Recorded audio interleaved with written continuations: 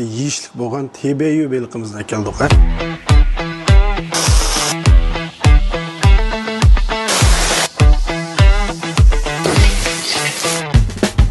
Do'stlar, yaxshimisizlar? Ishlar oshpazlar keldi, programga qarshi olamiz. Men Faxrustam. Bugun program kim keldi? Bugun G'o'lji shahridan oshpazlik, bizning G'o'lji shahri oshpazlik kasbiga to'p qo'shgan nurg'un shogirddan tarbiyalagan Ro'zistam keldi. Ro'zistam amisa, sakning marhamat. Ro'zistam, xush keldingiz. Rahmat Faxrdanka.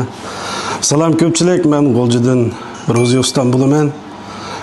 Biz endi bu shu programma qatnashib nayt xursand bo'ldik. Yeshil nur oshpaz keldi programmasi. Nayt bizni o'ylagan asosda Faxrdanka intayin japalarni chekib, nurg'un oshpazlikka to'p qo'shgan Faxrdankamga rahmat. Rahmat. Ham shu Yeshil nur oshpaz keldi programmasiga rahmatimni bildiraman. Bugun qo'rqganimizdan qachon obdan bir qurban keldingiz. Shundoq. Amsa sakni sizga qoldi. Salom do'stlar, bugun sizlarning o'zlaringizga olib kelgan tamoq bo'lsa, Nayitli yeyishlik bo'lgan tebeyu beliqimizdan keldik. Bular ketirlik materiallar bo'lsa, mavu xayloyu.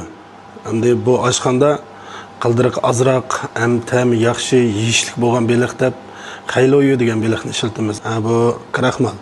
Yana singan so'ng piyoz, samsaq, keskin laza. Ketirlik materiallar shu. Unda bo'lsa, qo'rish bosqichiga o'tdik. Birinchi qadamda takshi beliqning oldi keyniga yana diamfin kraxmali takshi bo'lgan nepiz holatda berayotimiz. Oldi keyniga biroq o'xshasa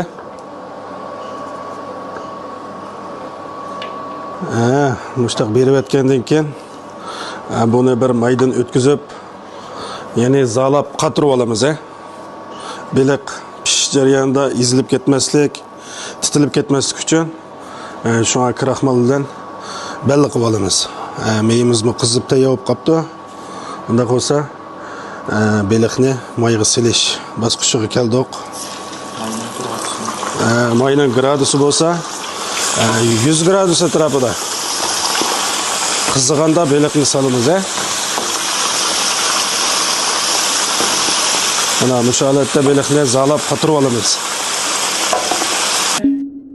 Mana beliqni zalab tayyor qilib oldik. Mana bu holatda qizirib, qetishib hozir pishib bo'ldi bu beliq. Bu beliqni 4 minutdan 5 minutgacha zalasak bu holatga keladi. Beliqni suzib olamiz.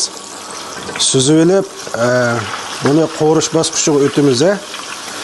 Endi biz odatda oshxonalarda o'zimiz tayyor qilib olgan janglar bilan qo'raymiz bu beliqni. Endi men bugun shu oilda qulaylik bo'lgan eng oddiy usulni sizlarga olib keldim.